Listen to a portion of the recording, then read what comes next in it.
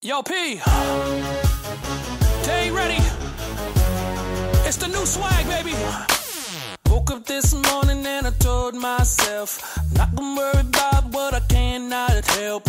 People dying innocently, hate is spreading rapidly. I'm not talking. Good evening again to all of our viewers, whether you're in Guyana, in the US, wherever you are, in whichever part of the world you are. Again, welcome to One Voice Radio. This is Real Talk with Lurlene Nestor. In studio today with me is Chairman of the PNC Reform, Mr. Basil Williams. Mr. Basil Williams is also a Member of Parliament for the APNU, the major opposition party in Guyana, and he's also a member of the APNU, sits on the front bench, and he's responsible shadow minister for legal affairs and also responsible for labor, the whole issue of labor in Guyana. Mr. Basil Williams, many of us know he's been a man who's been out there fighting for the ordinary Guyanese, providing pro bono service, as they need it. He has been around when with the phantom killings, where all those killings were taking place, where bodies were, people were falling and people were being tortured. I remember Mr. Williams was one of the PNC lawyers out there who was always advocating and representing victims, people who were abused by the PPP. Mr. Williams, welcome to our program, and I want to thank you, Mr. Williams, for doing what you do. Many of us know you, we've seen you out there, we know what you do, and we want to thank you.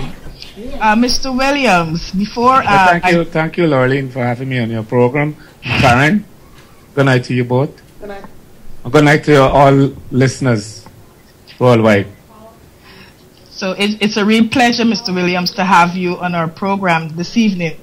There are a number of things happening in Guyana, and people all over the world, Guyanese all over the world, they're concerned. One Voice has been getting reports. We've been getting emails regarding the situation with the current Minister of Home Affairs, Mr. Rohee. We know that the people of Guyana passed a motion against him, expressing very clearly that they have no confidence in the minister.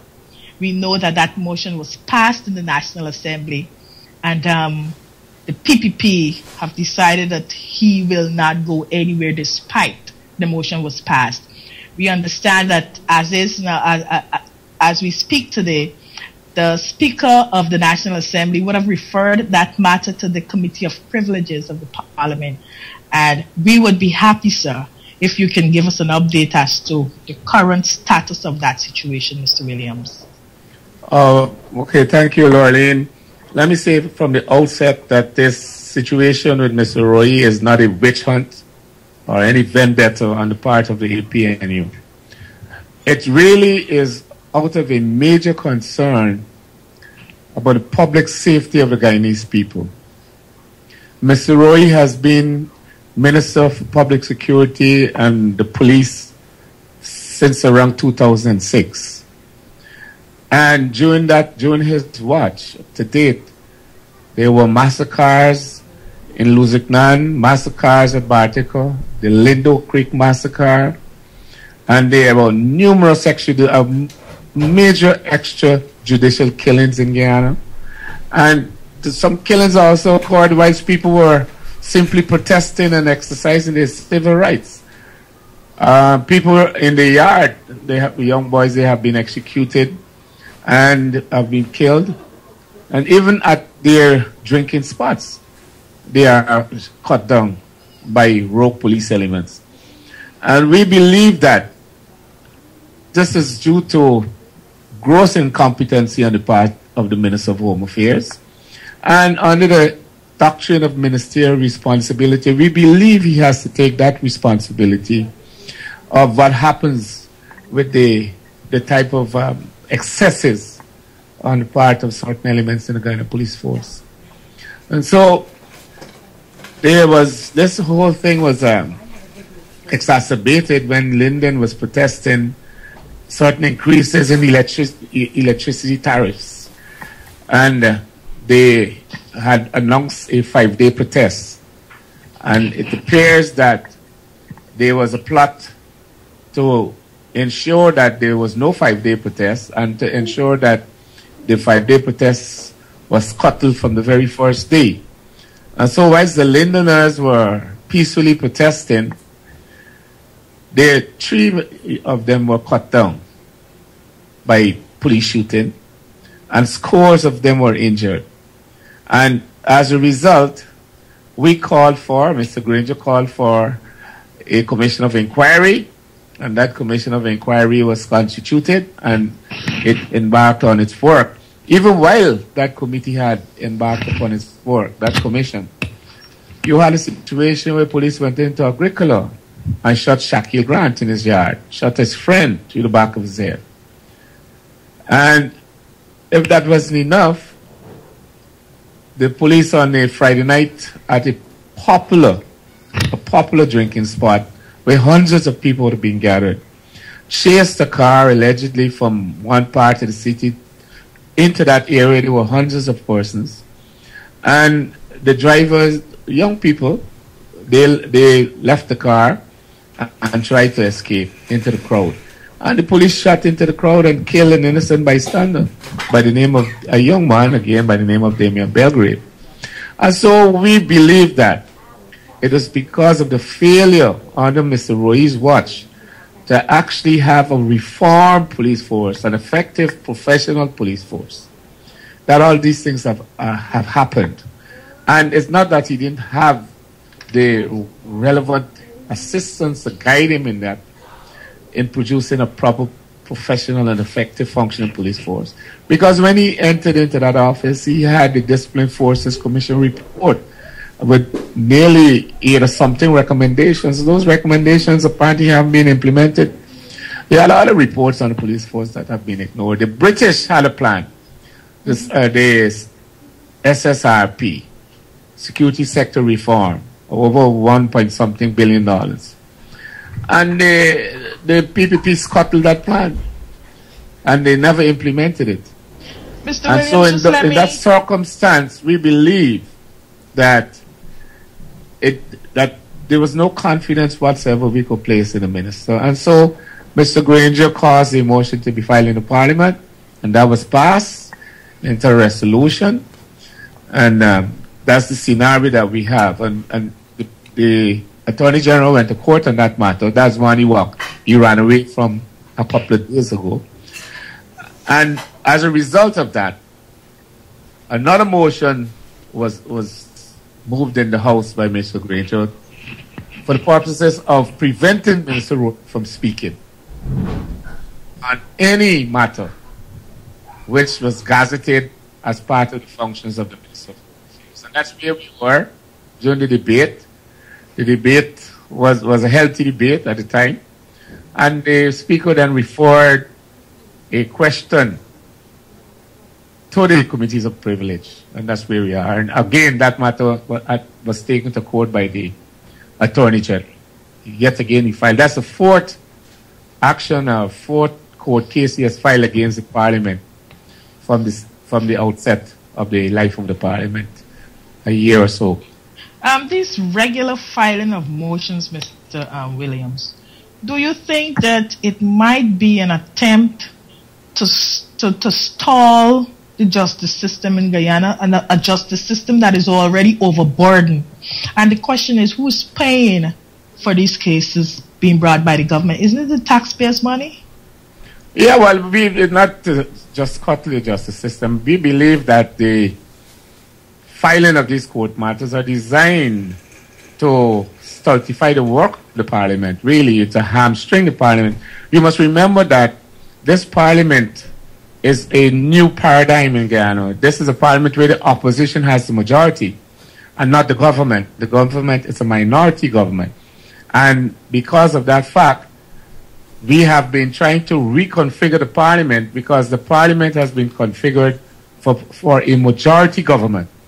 It didn't envisage a majority opposition. And so in order for us to get the people, majority of the people who have voted for us, get their business done, we can't do it within this existing framework. So we have to reconfigure Parliament, and so reconfigure the committees, etc. And they are fighting us tooth and nail in that regard. And so in doing that, they really are hamstringing the work of the Parliament. And more so they are the government, they're supposed to have a program for the Guyanese people's development. And there's nothing going on at all on the part of the government. They seem to be more focused on ensuring that they attack the opposition and try to, in some way or form, render nugatory the majority status that the opposition now has in the Parliament. So they are forgetting their own agenda, that they suppose legislative agenda they ought to have in our Parliament for the betterment of the life of the Guyanese people. Mr. Williams, you talked about the APNU, or the current opposition, which of course is the majority, is trying to reconfigure the Parliament. The question is, does the PPP understand that? Do they appreciate, or do they accept the fact that they're in the minority? And do they really believe that the opposition, has a responsibility to reconfigure the Parliament so that it works, and it works for the people of Guyana?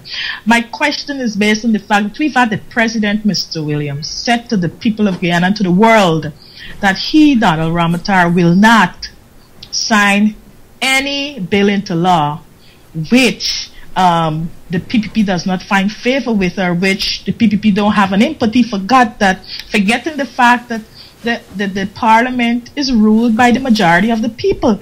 And so the opposition, in its wisdom, and I think correctly, might be trying to reconfigure the Parliament. But then we have a stubborn executive who says, well, here, executive power rests with us. And so we're probably going to have, one arm of the state will probably not function because they're not going to get our support, and that is the legislative arm of the state. So that statement that was made by the President, Mr. Williams, does the opposition take that statement seriously? Well, we have to take the statement seriously, of course. So he's the President, but he has a duty. He is an element of Parliament of Guyana. We have the National Assembly, and then we have Parliament. It becomes Parliament when the President is sitting. So the President is part of our Parliament, and he has constitutional responsibilities. And one of such responsibility includes giving his assent to bills that are passed properly and lawfully by the Parliament. So if he decides that he is going to whimsically and or capriciously abdicate his responsibility in that regard, well, it's a matter for him. It's a question of him being prepared to deal with losing political capital at the end of the day. I have seen the last elections that they suffered for that. And we are going to do our work. We are going to put those bills on his desk. And if he wants the bills to pile up on his desk because of his refusal to sign, he has a certain period under the Constitution within which to sign. And if he doesn't, he has to send it back to the Parliament if he doesn't give his assent. And the only way it could go back now to the President for signatures if there's a 2/3 majority in the Parliament that approves of it. So it's a question for the President whether he wishes to act in the interest of the Guyanese people or not. I don't believe that we propose to be arbitrary in terms of how we use our majority. But we expect that we have to make efforts to improve the lives of the majority of the people who voted for us in this country. And so the President, he's also said, for example, that he wasn't going to move Mr. Rohee after the National Assembly voted no confidence in him. But it's a convention of the House of Commons where we derive a lot of our rules and standing orders. Mm-hmm. That a minister who have lost the confidence of the legislative branch would do the decent thing and resign. In our case, Mr. Rohee is appointed by the President, and the President has also come out and said that he is not going to move him. So that's the kind of recalcitrant behavior that we are having. But as I said, and then answering your question, all I would tell you that no, they don't recognize this new majority. But it's creeping up on them. They're going to understand it, that it's a fact of life. And basically, this situation presents us with a wonderful opportunity to really practice a new kind of democracy based on compromise and the fact that we need to work together and look after the business of the people. It is clear. It is clear to me and to many Guyanese in and out of Guyana that the PPP seem not to want to cooperate. That is the general consensus of a lot of people. That seems to be their position, because I am saying that the issue of Mr. Rohee and the fact that we've had the people of Guyana who would have said very clearly, we've lost confidence in you more than a month ago. And here we are today with an issue of Mr. Rohee still sitting there. The president make his pronouncement, his support for Mr. Rohee. We've had the commissioner of police, who many people felt bowed to pressure, on which I believe, we dealt with that in an earlier program. And we've talked a lot about that and all the influences, the political influences and the political interference in the professionalism of the Guyana police force and all the, and other issues. And so the question is whether, what will the APNU accept? The people have spoken through their vote in the National Assembly, the Parliament. We've lost confidence. You, Mr. Williams, you were one of the lawyers representing the Linders and the recent Commission of Inquiry. And many of us out here, we've listened to what transpired. We've listened to the evidence presented. We've listened to Mr. Rohee giving evidence or standing as a witness and being cross-examined by you, Mr. Williams, who we must say did an excellent job in trying to let people understand the gravity of the issue that was before the commission. And it was clear then, if it was not clear before, that Mr. Rohee is grossly incompetent. You cannot have a minister who seemed not to know anything about what happened in the police force. That is what he said. But then the evidence, as it unfolds while in the commission, there were so many instances where he proved to be someone who's grossly incompetent for the job. And I am not sure, and I'm not happy that today he is still sitting as a minister. Mr. Williams, what do you make of the recent? We've learned that the Attorney General, who's been running to the courts, very often filing motion against motion, we've learned that he's just withdrawn the cases he filed against the opposition leader, Mr. David Granger, and the Speaker of the National Assembly, Mr. Raphael Trotman, with regards to the same issue with Mr. Rohee's, the no confidence motion against Mr. Rohee. What do you make of the recent withdrawal of those motions by Mr. Nandalal? Well, let's take it from the very first motion he filed. That was a motion they ran to the court with after they lost the vote in constituting the Committee of Selection, which is a super committee of Parliament. This committee determines the composition of other committees. And they lost that vote, and they ran to the Parliament saying that the Parliament didn't have the jurisdiction or the ability to compose such a committee in a way in which it was composed. But in fact, Parliament was required to compose a committee according to the votes obtained by the parliamentary parties at the last elections. And of course, they lost that case because, as we had argued, that wasn't a question for the courts under the doctrine of separation of powers. You see, we have a Westminster type constitution, and that constitution is based on the doctrine of separation of powers. And we believe that the courts cannot interfere into the internal affairs of the National Assembly, except and unless there's a constitutional breach, because all the arms of the state, they were created by the Constitution. So in Guyana, we have supremacy of the Constitution. And if there's anything that is repugnant or in conflict with the Constitution, then it's void to the extent of that conflict or repugnancy. And unless he could prove a constitutional breach, he couldn't. The Chief Justice found that he couldn't, and that he couldn't agree with him that the courts could exercise jurisdiction in such a matter. That was a matter for Parliament. So he lost that one. Then he went with one where we were cutting, we were forced to cut aspects of the budget. That one hasn't really been resolved because it appears to be overtaken because we now preparing another budget. And then they lost the no confidence motion. He went to Parliament again. And in this situation, this matter has been advanced. In fact, we filed a summons to strike out his action. And the summons came up for hearing a week or two ago. And I was surprised he did not turn up.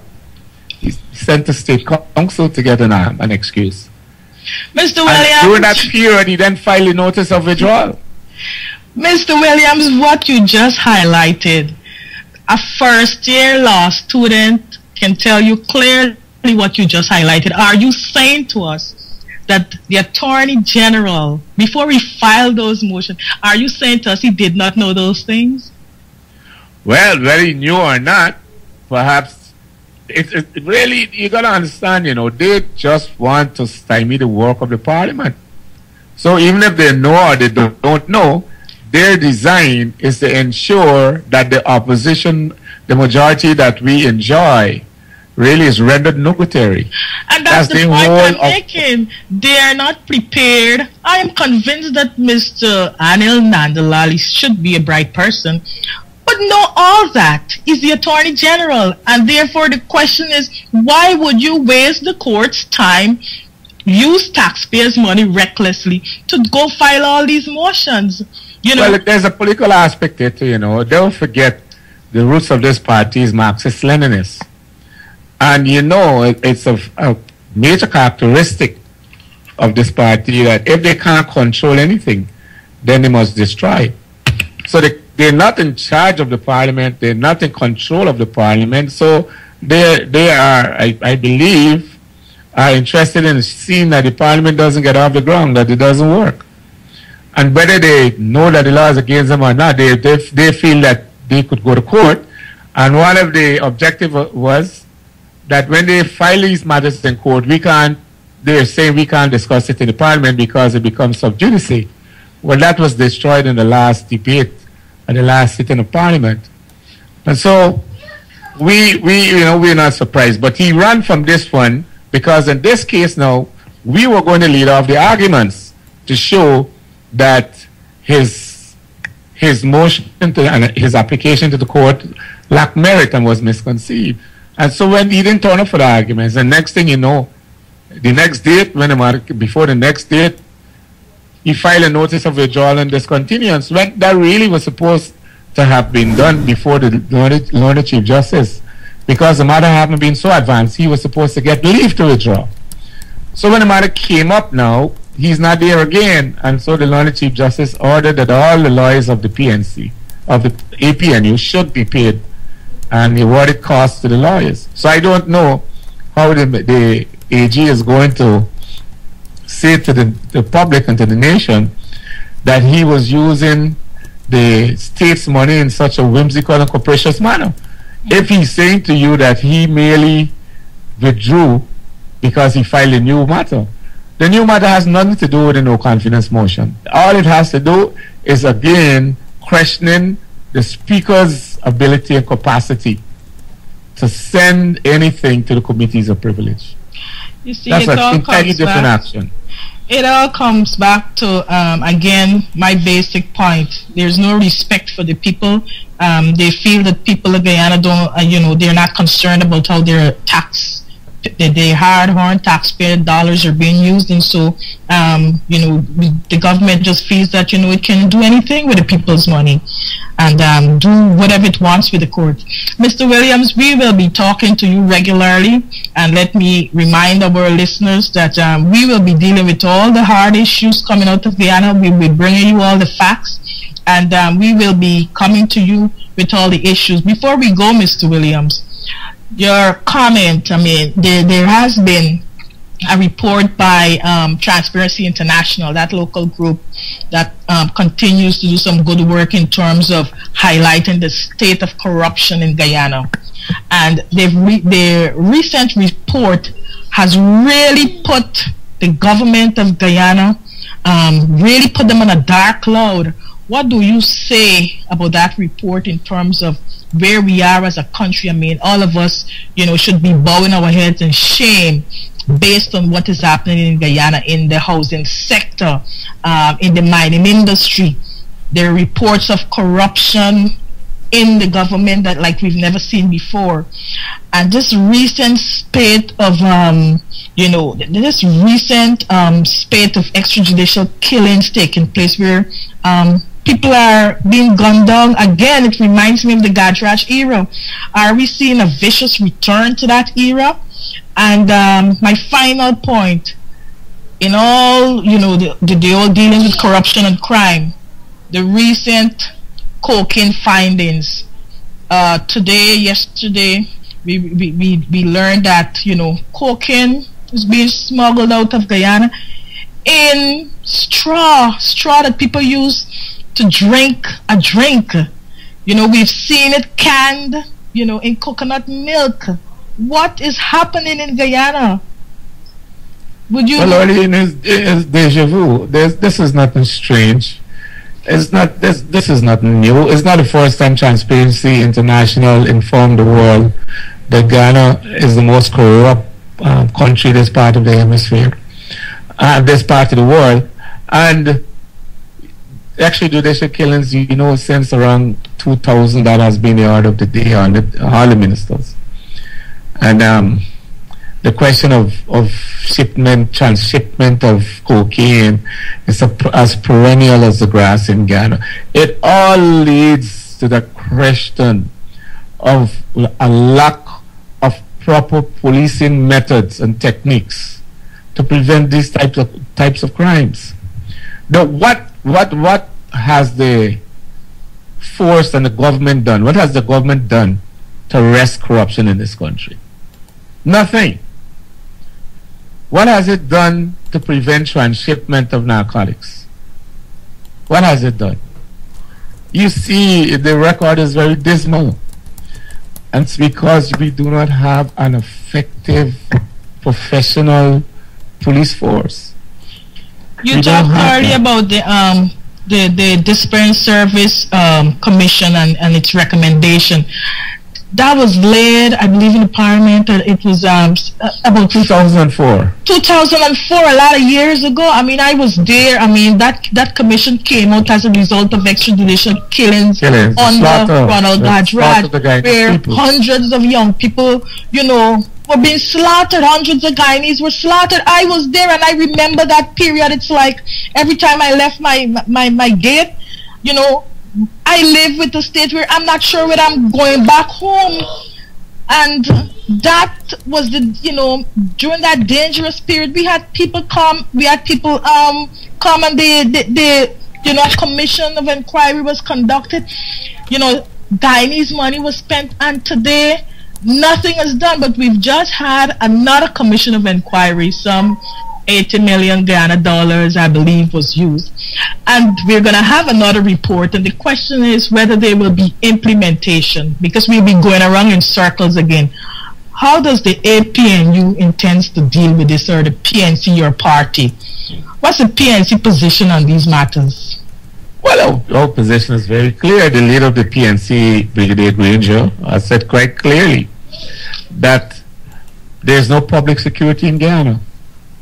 That unless and until we have a minister with the capacity to deal with these type of problems that we are experiencing, the situation would remain the same. And he's very convinced about that. And that's why we have all this question about no confidence motions and the like. It's not a vendetta. It's not a witch hunt. We believe that look, Mr. Rohee has been there 20 years in our government, in the Central Committee and all that. He's 6 years in the police force. as Minister of Home Affairs, rather. And he started, let him give him another. We're not saying that he can't be given another ministry and that he shouldn't speak in Parliament as a member of Parliament. We are saying that insofar as he purports to speak as Minister of Home Affairs, because of the fact that there was a no confidence motion against him, that the Parliament can't be without sanctions to enforce the decisions that they make. And in fact, there is a standing order which says that we could proceed upon any resolution that we pass. You know, so having passed a no confidence motion and the president refusing to move him, he refusing himself to resign, what is Parliament supposed to do? Just appear to be inefficacious? I think that is what they contended is also wrong. There's no absolute right on the part of any member of the Parliament to speak in the Parliament and to speak in the National Assembly. So it perhaps is a good thing that he's gone to court again. I don't know where he wants to go there to discover that again. So that's the situation. Mr. Williams, I want to thank you very much for coming on the program tonight. I know that our listeners are very much, they will be well informed as a result of your interview with us this evening. We appreciate the fact that you took time out to be on the program. We want to thank you, and we look forward to hearing much more coming from you, Mr. Williams. We'll be talking to you on many other issues.